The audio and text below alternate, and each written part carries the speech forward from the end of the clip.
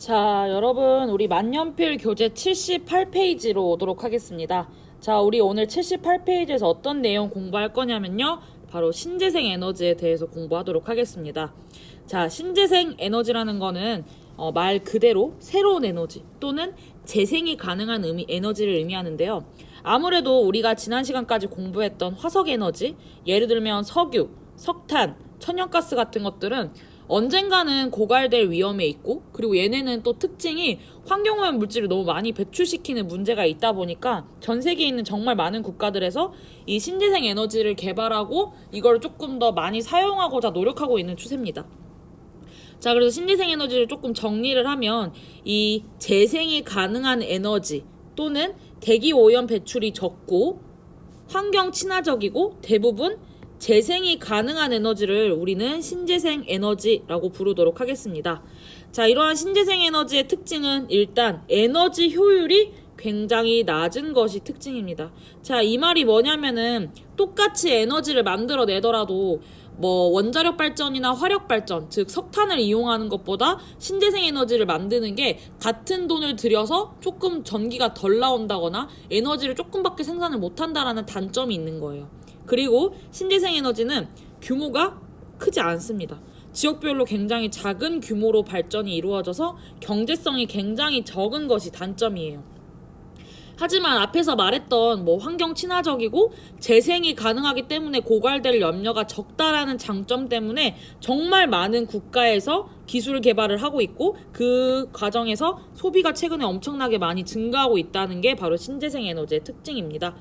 자, 그래서 옆에 있는 지금 이 그림 같은 경우는 세계의 신재생 에너지 소비량 변화인데 지금 보면 세계 기준이랑 OECD, 즉 이거 선진국 모임이라고 선생님이 수업 시간에 한번 얘기했었는데 이 선진국 모임에 속해 있는 국가들의 비율이 굉장히 높은 거 확인할 수 있죠. 아무래도 기술 개발이 중요한 에너지다 보니까는 선진국에서 이렇게 많이 사용하고 있는 것이 특징입니다.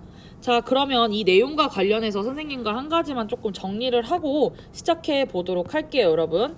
자, 뭐를 정리할 거냐면은 세계 발전 설비 용량. 자, 즉 발전을 하는 데 있어서 전기를 만드는 데 있어서 신재생 에너지가 얼만큼 사용되는지에 대해서 한번 정리해 볼게요. 자, 신재생 에너지가 차지하는 비중이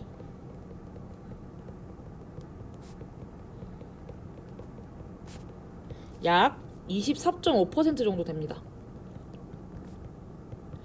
자, 약 24.5% 정도 되는 것이 특징인데요.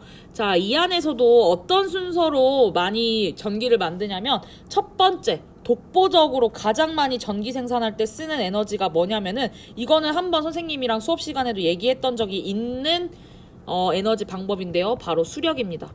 자, 수력 에너지, 수력 발전 같은 경우도 우리가 신재생 에너지로 구분이 됩니다, 여러분. 물은 고갈될 위험이 적은 자원이다 보니까는 우리가 신재생 에너지로 많이 분류를 해요. 그래서 신재생 에너지에서는 이 수력 발전이 정말 독보적인 1등입니다.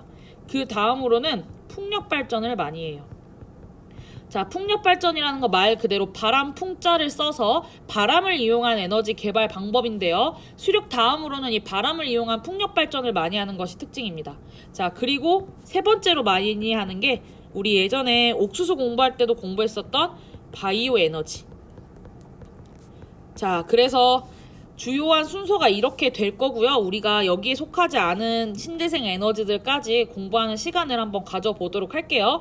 그리고 이 24.5%가 최근 들어서 엄청나게 많이 증가한 수치다라고 여러분들이 이해하고 있으면 될 것 같아요. 자, 최근에 증가 추세가 엄청나게 많이 나타나고 있다라고 여러분들 이해하시면서 우리 각각의 것을 한번 살펴보도록 할게요. 자, 먼저 수력부터 한번 살펴볼게요. 이 숫자가 무슨 숫자라고 여러분? 그렇죠. 바로 물을 활용한 에너지 개발 방법입니다. 자, 물을 활용한 거니까 어디서 많이 하겠어요, 여러분? 물이 풍부한 지역에서 많이 하겠죠. 자, 물이 풍부한 대표적인 지역 첫 번째, 바로 연강수량, 비가 많이 오는 지역에서 아무래도 수력 발전을 많이 하겠죠. 자, 연강수량이 많아서 유량이 풍부한 지역에서 이러한 수력 발전을 많이 하는 것이 특징입니다. 자, 대표적인 지역들 한번 살펴볼게요. 자, 먼저 첫 번째, 세계에서 가장 유량이 풍부한 강이 뭘까요, 여러분? 우리 예전에 온라인 클래스에서 선생님이랑 공부를 했었는데요. 바로 브라질에 위치한 아마존강입니다. 자, 아마존강. 아마존강은 기후가 뭐였죠, 여러분? 자, 아마존강은 기후가 바로 AF입니다. 자, AF이다 보니까 연중 강수량이 많아서 이 아마존강은 최대 유량을 자랑하는 강이라고 했던 거 기억나시죠? 그렇다 보니까는 강수량이 굉장히 많고 그 강수량을 활용해서 브라질에서는 정말 많은 수력 발전을 하고 있는 것이 특징이에요. 자, 그리고 두 번째로 또 수력 발전 많이 하는 지역이 바로 중국인데요. 중국 같은 경우는 국토 면적이 넓다 보니까는 이 아무래도 물론 기후가 굉장히 다양하긴 하지만 중국은 땅이 넓어서 비가 많이 오는 지역도 많거든요. 그래서 그런 지역들을 이용해서 수력 발전을 많이 하는 지역 중에 하나고, 이 중국 같은 경우는 전 세계에서 수력을 가장 많이 하는 국가입니다. 그래서 수력 1등은 바로 중국입니다. 중국이 수력을 가장 많이 하는 수력 1등 국가다라고 여러분들이 이해하시면 될 것 같아요.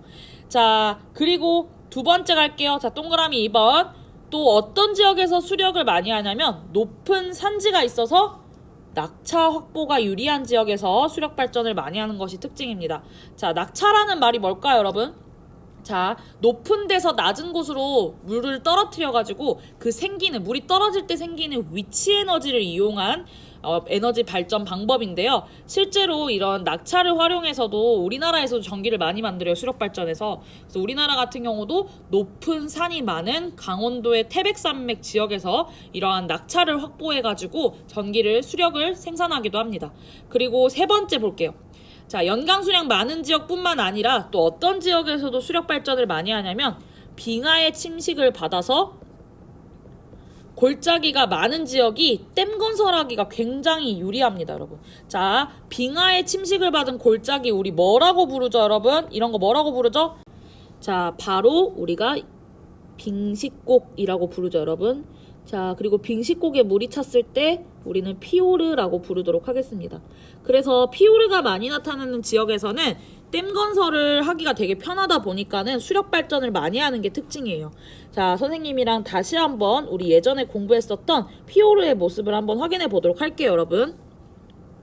자, 우리가 예전에 공부했던 피오르의 모습입니다, 여러분. 자, 봐봅시다. 지금 여기에 이렇게 가로막으면은 근사한 댐이 하나 만들어지겠죠. 이렇게 피오르 같은 경우는 댐 만드는 게 되게 유리하다 보니까는 수력 발전을 많이 하는 게 특징인데요. 우리 그러면은 이 피오르를 활용해서 만든 댐을 한번 보도록 할게요. 자, 이런 식으로 댐을 만듭니다, 여러분. 자, 이렇게 댐을 만들어서 위에서 물을 떨어뜨려요. 자, 위에서 물을 떨어뜨려 가지고 생기는 이 낙차 시에 생기는 위치 에너지를 활용해 가지고 굉장히 많은 전기와 에너지를 생산하는 것이 특징입니다. 자, 우리 그러면 피오르가 많이 나타나는 지역 대표적으로 어디 공부했었죠, 여러분? 자, 대표적인 지역 바로 겨울왕국의 배경이 되었던 노르웨이 살펴봤었고요. 또 캐나다 지역. 자, 과거에 빙하로 덮여 있었던 지역들. 자, 그리고 또 아이슬란드에 대해서도 우리가 공부했었죠, 여러분.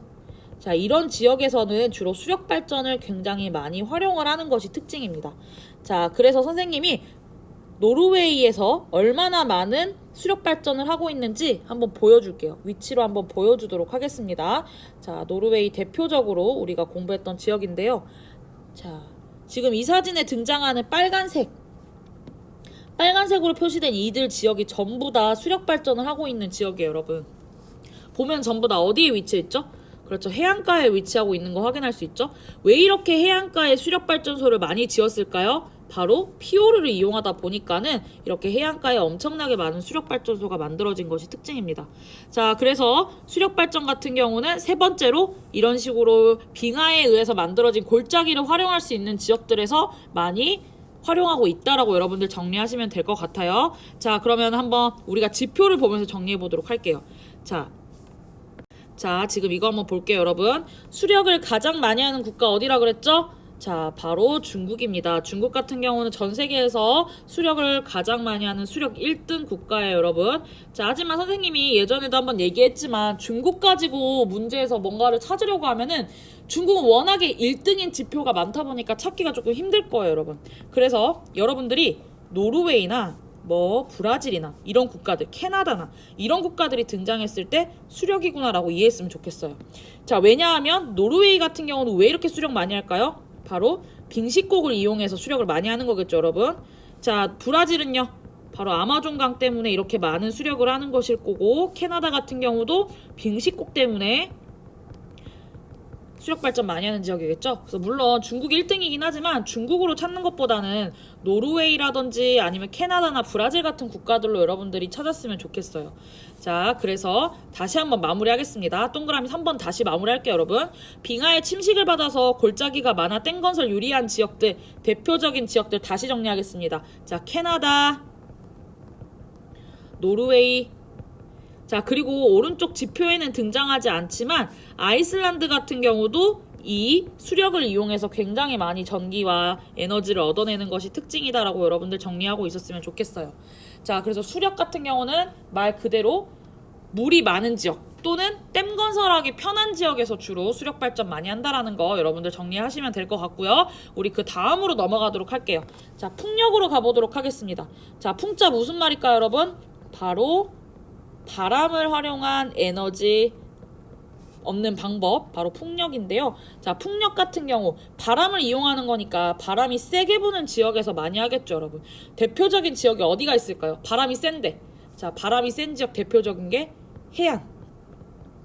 해안 지역 가면 바람 되게 세죠, 여러분. 자, 해안 지역에서 풍력 발전 많이 하고요. 또 높은 곳에 올라가도 바람이 세죠, 여러분.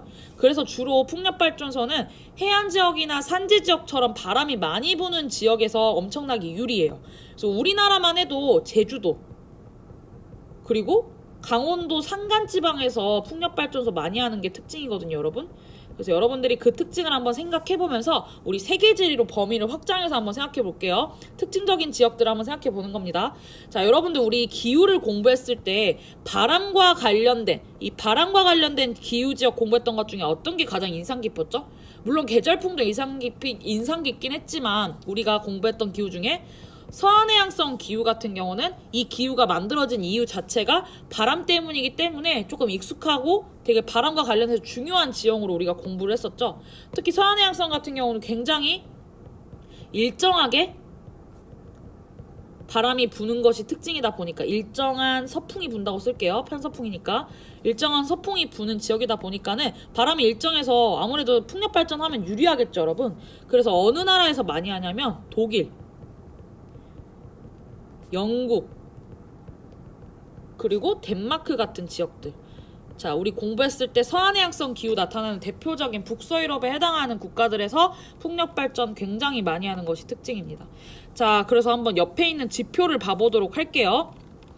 지금 보면은 독일 비중이 지금 독일이 처음 등장했죠, 여러분. 자, 독일 비중이 꽤나 높고요. 에스파냐 비율도 높은데, 자, 여기서 에스파냐 등장해서 당황한 친구들도 있을 수 있을 것 같아요. 우리가 공부하기를 에스파냐는 대표적인 지중해성 기후 나타나는 지역이라 공부를 했는데 갑자기 서한해양성 기후 얘기하다 에스파냐 나타나서 조금 당황한 친구들도 있을 것 같아서 한번 보도록 하겠습니다.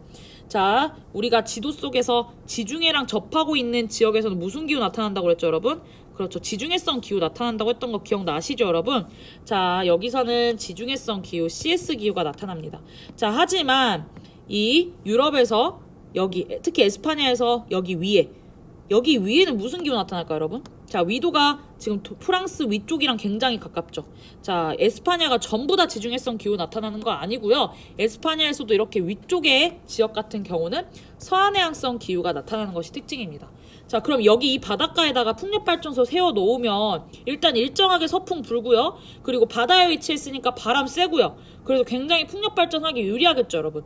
그래서 에스파냐의 비율이 높은 이유도 여러분들이 이렇게 위치와 관련해서 조금 기억을 해두고 있으면 좋을 것 같습니다. 자, 그리고 지금 봤을 때 여기에 지금 미국이 비율이 좀 높다고 써져 있는데 소비 비중이라서 그렇고요. 풍력 같은 경우도 굉장히 많이 하는 국가가 바로 중국입니다. 자, 중국은 웬만하면 1등일 거예요, 여러분. 여기도 마찬가지로 풍력 발전도 중국이 가장 많이 하는 것이 특징이에요. 자, 그러면 선생님이랑 마지막으로 풍력 발전소 어떻게 건설돼서 어떻게 진행되는지만 한번 볼게요, 여러분. 자, 지금 이 사진 속에 등장하는 이 모습이 바로 풍력발전소의 대표적인 모습인데 지금 사진 속에도 바닷가죠 여러분. 바다가 바람이 세다 보니까 바다 한가운데다가 이런 식으로 풍력발전소를 세워가지고 전기를 굉장히 많이 생산하는 것이 특징입니다. 자, 그래서 여러분들이 이 모습도 잘 기억해 두시길 바라고요. 우리 태양광으로 넘어갈게요. 자, 태양광은 말 그대로 뭘 이용하는 걸까요 여러분? 자, 그렇죠. 태양, 바로 햇빛을 이용하는 발전 방법입니다. 자, 어디에서 유리할까 여러분? 마찬가지로 햇빛이 쨍쨍 잘 비치는 지역에서 유리하겠죠. 자, 즉 다르게 해석하면은 비 오는 날이 적고 해가 떠 있는 날이 많은 지역에서 이 태양광, 태양열 발전이 유리한 게 특징입니다. 그래서 비 오는 날이 적은 건조기후에서 굉장히 유리한 방법이다라고 여러분들 이해하시면 될 것 같아요. 자, 그리고 밑에 있는 이 그림 같은 경우는 실제로 건조한 기후 지역에서 진행되고 있는 태양광 지금 발전소의 그 프로젝트 관련된 건데 지금 보면 전부 다 지중해성 기후 또는 사막 기후에 나타나고 있는 거 확인할 수 있죠 여러분. 지중해성 기후거나 건조 기후에서 많이 하는 거 나타날 수 있습니다. 왜냐하면 얘네의 특징은 굉장히 강수량이 적고 일조량이 높기 때문에, 건조한 날이 많기 때문에, 해가 계속 떠 있는 날이 많기 때문에 이 태양열 발전하면 유리하겠죠 여러분. 그래서 많이 하는 겁니다. 그래서 선생님이 지금 이쪽 지역에서 하고 있는 태양열 발전 모습을 조금 몇 개 가지고 와봤거든요 여러분. 몇 가지 사진을 조금 볼게요. 자, 이거 같은 경우 대표적으로 지금 사망에서 진행하고 있는 태양광, 아까 봤던 그 데젝트 프로젝트와 관련된 모습인데요. 규모가 어마어마하죠 여러분. 이런 식으로 해서 전기를 굉장히 많이 생산합니다. 다른 사진도 한번 볼게요. 자, 지금 이 사진 같은 경우는 방금 봤던 사진을 조금 더 자세하게 가까이서 찍은 사진인데요. 지금 이 사진을 통해서도 지금 보면은 한눈에 봐도 건조기후인 거 알 수 있죠 여러분. 식생이 없고 이런 환경 속에서 이 태양광 발전을 하면은 일조량이 많기 때문에 굉장히 유리하다는 거 여러분들 정리하시면 될 것 같아요. 자, 그리고 어떤 나라에서 많이 하는지도 한번 볼게요. 보면은 지금 독일의 비율이 굉장히 높고, 자, 독일 같은 경우는 조금 특이한 게 사실은 독일이 과거에 원자력 발전을 굉장히 많이 했던 국가 중에 하나거든요. 그런데 러시아에서 체르노빌 터지고 일본 후쿠시마 원자력 발전소가 터지면서 그 원자력 발전소가 터졌을 때 그 위험성에 되게 독일이 많이 공포감을 느끼고 그 환경 중요성을 깨달으면서 원자력 발전을 줄이고 신재생 에너지를 하는데 되게 많이 관심을 가지고 소비를 엄청나게 많이 늘린 게 특징이거든요. 그래서 독일 같은 경우가 대표적으로 이 신재생 에너지에 힘쓰고 있는 국가 중에 하나라서 이 태양광을 많이 하는 게 특징입니다. 자, 그리고 일본 같은 경우도 여기 왜 껴있냐면요. 일본도 후쿠시마 그 원자력 발전소가 터진 이후에 원자력을 줄이고 태양광 발전소를 굉장히 많이 세운 국가 중에 하나예요. 그래서 여기 일본도 등장하는 것이 특징입니다. 그리고 사실은 이 태양광 에너지 많이 하는 국가를 조금 정리하기가 힘들 수가 있어요 여러분. 이들 국가를 공통점을 내리기가 조금 힘들다 보니까 여러분들이 독스미, 자, 독일, 에스파냐, 스페인, 그리고 미국 이런 나라들이 등장하면은 공통적으로 등장하면은 바로 태양광이구나라고 생각했으면 좋겠어요. 사실 이렇게 생각해도 되긴 하는데 선생님 같은 경우는 태양광을 늘 마지막에 문제를 풀거든요. 왜 마지막에 태양광을 찾냐면 태양광은 나라에 뭔가 독보적으로 이 나라다, 이 나라가 열세가 되는 나라다 싶은 나라를 조금 찾기가 힘들기도 하고 문제에서 등장했을 때 풍력이나 태양광은 구분이 잘 안 되기 때문에 선생님 같은 경우는 가장 마지막에 태양광이나 풍력을 찾거든요. 여러분들도 그런 방법으로 문제 한번 풀어보셨으면 좋겠어요. 자, 그리고 한 가지만 더 얘기하자면 에스파냐나 이탈리아 같은 경우는 여기 왜 껴있을까요 여러분? 그렇지, 얘네는 기후가 지중해성 기후 나타나는 지역들이 많다 보니까 건조한 지중해성 기후의 날씨를 이용해서 태양광 에너지 하기 되게 유리하겠죠? 그래서 많다라고 여러분들 이해하시면 될 것 같아요. 자, 그리고 넘어와서 우리 지열을 한번 보겠습니다. 지열, 이 지자는 무슨 말일까요 여러분? 바로 땅, 열. 자, 땅의 열을 활용해서 진행하는 발전 방법, 신재생 에너지 발전 방법이 바로 지열 발전입니다. 자, 선생님 지열 발전은 한번 모습을 보여줄게요. 어떤 식으로 지열 발전이 진행되는지 지열 발전을 한번 보고 시작해 보도록 할게요. 자, 이게 대표적으로 지금 지열 발전하고 있는 모습인데 땅에서 지금 펄펄 연기 끌어오르는 거 보이나요 여러분? 한눈에 봐도 지금 땅에서 열기들이 나오고 연기들이 나오는 거 보면 뜨거워 보이는 거 느껴지죠? 자, 지열 발전은 이런 식의 그림에서도 느껴지다시피 굉장히 땅이 뜨끈뜨끈한 지역에서 많이 하는 게 특징입니다. 자, 그럼 땅이 뜨끈뜨끈하려면 지하에 뭐가 있어야 될까요 여러분? 그렇죠. 지하에 마그마가 있고 화산이 많이 터졌던 지역들이 아무래도 이런 지열이 굉장히 많이 나타나겠죠. 그래서 주로 지열 발전 같은 경우는 화산이 많이 나타나는 신기조산대 지역에서 굉장히 많이 하는 게 특징입니다. 신기조산대나 해령처럼 지열이 풍부한 곳에서 주로 이러한 지열 발전을 하는 것이 특징이다 라고 여러분들 정리하시면 될 것 같아요.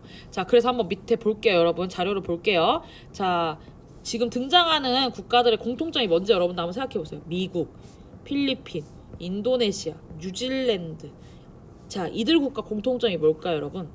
자, 선생님이 지도에다가 한번 이들 국가의 공통점을 표현을 해볼게요. 여러분들이 한번 지금부터 얘네 국가들의 공통점이 뭘지에 대해서 한번 생각해 보셨으면 좋겠습니다. 자, 여기 이렇게 세계 지도가 있죠, 여러분. 지금 선생님이 방금 말했던 국가들이 지나가는 점을 한번 형광펜으로 그어볼게요. 자, 미국, 일본, 필리핀, 인도네시아, 자, 뉴질랜드. 선생님이 이렇게 그었는데 지금 이거 뭘까요, 여러분? 이렇게 그리면 완벽하죠, 그림이? 바로 환태평양 조산대죠. 환태평양 조산대. 우리가 불레골이라고 부르는 환태평양 조산대가 지금 이들 국가에 다 포함이 되는 거 확인할 수 있죠, 여러분. 자, 환태평양 조산대 우리 지형 공부할 때 공부했었던 대표적인 신기 조산대입니다. 자, 그러다 보니까 당연히 화산이 굉장히 많겠죠. 자, 화산 분포 굉장히 많이 하고요. 그러다 보니까 당연히 땅이 뜨끈뜨끈 지열이 풍부한 동네라고 여러분들 생각하시면 돼요. 자, 그래서 미국, 필리핀, 인도네시아, 뉴질랜드 같은 국가들이 많은 이유는 다 신기조산대에 위치했기 때문에 화산이 많아서라고 여러분들 이해하시면 될 것 같아요. 자, 멕시코도 마찬가지겠죠, 여러분. 자, 그리고 아이슬란드 같은 경우도 우리 공부했던 대표적인 화산 많이 터지는 지역 중에 하나라고 했고요. 이탈리아 같은 경우는 자, 옆에 그림 다시 참고하면은 봐, 여기 알프스 히말라야 조산대에 해당하는 대표적인 국가가 바로 이탈리아입니다. 그리고 이탈리아는 화산으로도 되게 유명한 게 폼페이 들어본 적 있죠, 여러분? 이 폼페이가 바로 이탈리아인데요. 이탈리아 같은 경우도 화산으로 되게 유명한 지역 중에 하나이기 때문에 여기 이렇게 등장하는 겁니다. 그래서 지열 발전 같은 경우는 찾기가 되게 쉬워요. 왜냐하면 여러분들이 딱 봤을 때 신기조산대에 해당하는 국가들, 필리핀, 미국, 인도네시아, 뉴질랜드, 아이슬란드 이런 나라들이 한꺼번에 등장한다. 아, 얘는 지열 발전이구나 이렇게 생각하시면 돼요. 자, 그래서 이 문제 만약에 지열이 나오면 여러분들 어렵지 않게 해결할 수 있을 거라고 생각이 듭니다. 자, 그리고 말이 나온 김에 아이슬란드 한 번만 다시 정리해 볼게요, 여러분. 우리 위에서 아이슬란드 공부했죠, 여러분. 자, 아이슬란드 우리 어디서 공부했어요? 수력에서 선생님이 빙식국이 발달한 지역에서 수력 발전 많이 한다 그랬죠? 근데 아이슬란드 지금 지열에서도 등장하는데 한 가지만 조금 정리를 하자면 1차 에너지, 가공하지 않은 에너지를 생각했을 때는 지열이 차지하는 비율이 높거든요. 근데 실제로 전기를 만들 때는 아이슬란드에서는 수력 발전을 굉장히 많이 이용합니다. 그래서 그 내용만 조금 정리하겠습니다. 어렵게 물어보면 이런 것도 물어볼 수 있으니까 정리해두면 좋을 것 같아요, 여러분. 자, 아이슬란드는 1차 에너지에서 지열이 차지하는 비율이 지열이 차지하는 비율이 한 70% 정도인데 발전에 이용되는 전기를 만들 때 이용되는 에너지는 수력이 70%. 자, 수력이 70%다. 이 내용도 여러분들이 혹시 모르니까 기억하고 있으면 좋을 것 같아요. 수력이 70%다. 이렇게 여러분들 아이슬란드 정리하시면 될 것 같아요. 아이슬란드 화산도 많고 빙식국이 있기 때문에 수력 발전도 많이 한다. 이렇게 정리하시면 되겠죠. 자, 이렇게 해서 위에서 우리가 살펴봤던 수력, 풍력, 태양광, 지열 같은 경우는 우리 앞서서 공부했던 지형이나 기후랑 관련돼 있는 경우가 많다 보니까 여러분들이 공부하실 때 지형, 기후랑 같이 공부하시면 좋을 것 같아요.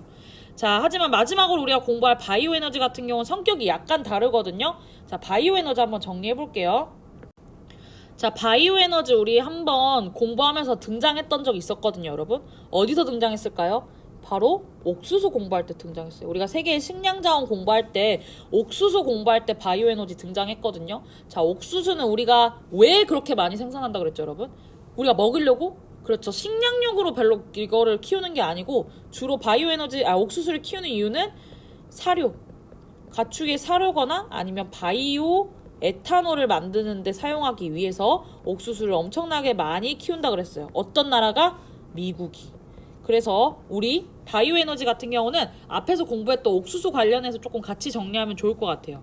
자, 바이오에너지 어떻게 만드냐면 주로 옥수수나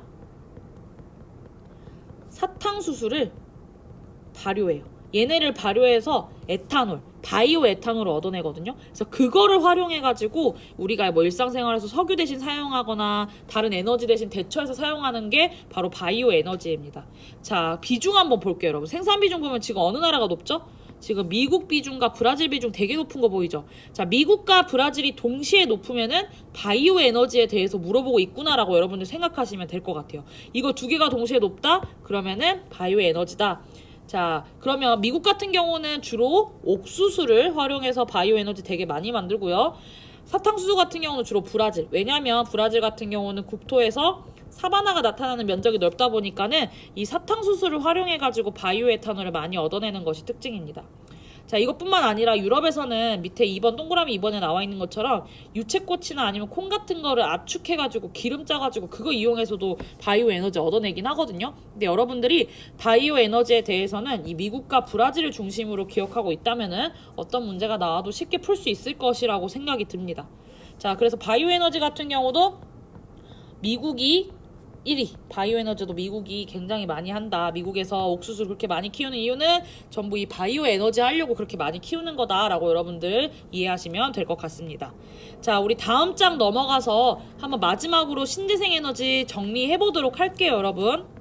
자, 우리 79페이지에 나와 있는 내용은 이제 국가별로 신재생 에너지 개발 현황과 그리고 국가별로 어떤 에너지를 주요하게 사용하는지에 대해서 나와 있는 내용인데요. 우리 몇 가지 국가들만 조금 살펴볼게요. 미국부터 한번 볼까요, 여러분? 자, 미국 같은 경우는 지금 어떤 신재생 에너지의 비율이 압도적으로 높나요? 자, 바로 바이오죠, 바이오. 자, 이 바이오 어디서 온 거라고요? 바로 옥수수에서 온 거라고 했어요, 여러분. 미국 같은 경우는 정말 많은 바이오 에너지를 생산하는 국가다라고 여러분들 이해하시면 좋을 것 같습니다. 자, 멕시코 볼까요, 여러분? 멕시코는 뭐가 높죠? 자, 지금 보면은 두드러지게 높은 게 지금 지열 되게 높은 거 보이죠? 자, 그 이유 뭐라고? 바로 신기조산대가 지나가는 지역이다 보니까는 지열 발전 되게 많이 한다고 했습니다. 자, 그 위로 올라가서 캐나다 볼까요? 캐나다 지금 뭐가 높죠, 여러분? 수력 비율 되게 높은 거 확인할 수 있죠? 여기는 왜 이렇게 수력이 높아요? 그렇죠. 빙식곡을 이용해서 수력 발전을 많이 한다라고 여러분들 정리하시면 좋을 것 같습니다. 자, 우리 이번에는 유럽으로 한번 넘어가 볼게요. 자, 유럽 같은 경우 지금 우리 노르웨이 보도록 할게요. 노르웨이 뭐가 높죠, 여러분? 수력 되게 높죠? 여기도 수력이 높은 이유가 캐나다랑 마찬가지로 빙식곡을 활용해서 이렇게 많은 수력 발전을 하고 있는 것이 특징입니다. 자, 그리고 또 특이한 거 어디 볼까요? 어디 보면 좋을까요, 여러분? 우리 이번에는 이탈리아 한번 볼게요. 자, 이탈리아 같은 경우도 지열 발전이 조금 눈에 띄죠? 마찬가지로 일본에서도 지열 발전하고 있는 거 확인할 수 있고요. 뉴질랜드 지열 발전하는 거 보이시나요, 여러분? 엄청나게 많은 비율로 지금 지열 발전하고 있는 거 볼 수 있죠? 얘네의 공통점은 전부 다 신기조산대다 라고 여러분들 정리하시면 좋을 것 같습니다. 자, 이렇게 내용들 자료들이 나왔을 때 여러분들이 딱 보고 아, 얘는 뭐 예를 들어서 캐나다 같은 경우는 수력이 압도적이네? 캐나다겠다. 이거 뭐 바이오가 압도적이네? 미국이겠다. 물론 위치랑 같이 물어보겠죠. 이런 식으로 나왔을 때 여러분들이 그림을 해석할 수 있어야 돼요. 자, 그래서 이런 그림 여러분들 잘 확인했으면 좋겠고요. 이거 보고 우리 마지막으로 정리해 볼게요. 자, 국가별로 이제 신재생 에너지뿐만 아니라 어떤 에너지를 많이 쓰는지 지금 나타낸 건데요. 여러분들이 이 그림 딱 봤을 때 독특한 게 뭐예요? 서남아시아랑 아시아 태평양을 지금 구분해 놨죠. 얘네를 지금 구분해 놓은 이유가 서남아시아가 굉장히 석유랑 천연가스에 있어서 차지하는 비율이 높기 때문에 구분을 해놓은 거예요. 지금 보면 천연가스랑 석유가 거의 절반씩 차지하고 있는 거 확인할 수 있죠? 세계적인 산유국들이 모여있는 지역이 바로 서남아시아입니다. 세계적인 산유국들이 엄청나게 많이 모인 곳 바로 서남아시아. 이렇게 여러분들 정리하시면 좋을 것 같아요. 자, 그럼 아시아 태평양 그 다음으로 볼게요. 석탄 비율이 어마어마하게 높네요. 이거 누구 때문에 이렇게 높을까요, 여러분? 바로 중국. 중국이 참고로 이 석탄 같은 경우는 전 세계 생산량의 절반 이상을 중국이 소비하거든요, 여러분. 중국 같은 경우, 중국 같은 국가들이 석탄을 많이 쓰기 때문에 아시아 태평양 지역에서는 석탄 비율이 높다. 이렇게 여러분들 이해하시면 좋을 것 같습니다. 그리고 이거 말고도 이제 전반적으로 봤을 때는 어떤 것의 자원의 비율이 높죠, 여러분? 그렇죠. 석유가 제일 많죠. 석유는 전 세계에서 가장 많이 쓰는, 소비량이 가장 많은 자원이다라고 여러분들 잘 정리해 두셨으면 좋겠어요. 자, 그리고 조금 특이한 거 볼게요. 원자력 한번 볼게요, 여러분. 자, 원자력 같은 경우는 북아메리카랑 지금 유럽에서 비율이 꽤 높은 거 보이죠? 선생님이 수업 시간에도 얘기했지만 이 원자력 발전 같은 경우는 주로 기술력이 있는 선진국에서 많이 하는 거다 보니까는 예를 들면 뭐 미국이나 프랑스나 러시아 이런 지역에서 많이 하는 거다 보니까는 주로 북미나 유럽에서 비율이 높은 거다라고 여러분들 정리하시면 좋을 것 같습니다. 자, 그리고 또 특이한 거 한번 볼까요? 우리 남아메리카 한번 볼게요. 지금 남아메리카에서 지금 이 수력의 비율이 높네요. 여기서 수력은 왜 높을까요, 여러분?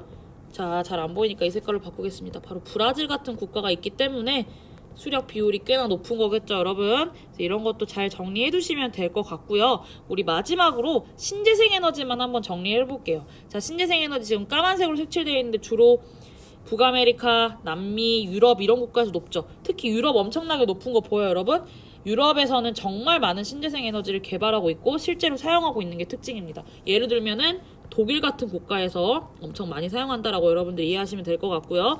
이 남아메리카에서 비율이 높은 거는 마찬가지로 브라질 같은 지역에서 바이오 에너지 굉장히 많이 사용하고 있기 때문에 그런 거겠죠.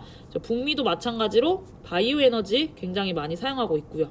자, 그래서 여러분들이 이거 보시고 자, 바이오 에너지 빼고 나머지는 지형이나 기후와 관련해서 여러분들이 공부하시면 좋을 것 같고요. 자, 바이오 에너지는 앞에서도 선생님이 설명했던 것처럼 미국과 브라질, 미국의 옥수수, 브라질의 사탕수수를 중심으로 내용 정리하시면 좋을 것 같습니다. 자, 신재생 에너지는 앞으로도 그 중요성이 계속해서 커질 거고 앞으로 먼 미래에 진짜 우리 일상생활에서 빼놓을 수 없는 아주 주요한 에너지가 될 확률이 높아요, 여러분. 그렇기 때문에 여러분들이 오늘 배웠던 내용들 잘 정리하시길 바라고요. 우리 다음 시간에는 오늘과 저번에 배웠던 그 화성 에너지와 관련해가지고 이제 몬순아시아와 오세아니아 그리고 건조아시아와 북부 아프리카를 사례로 자원에 대해서 마무리하는 시간을 가져보도록 하겠습니다. 자, 수고 많으셨습니다, 여러분.